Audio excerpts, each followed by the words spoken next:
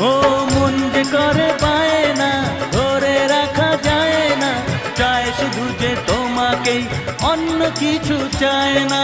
জানাই তোমাকে তা দুটি চোখের ভাষা,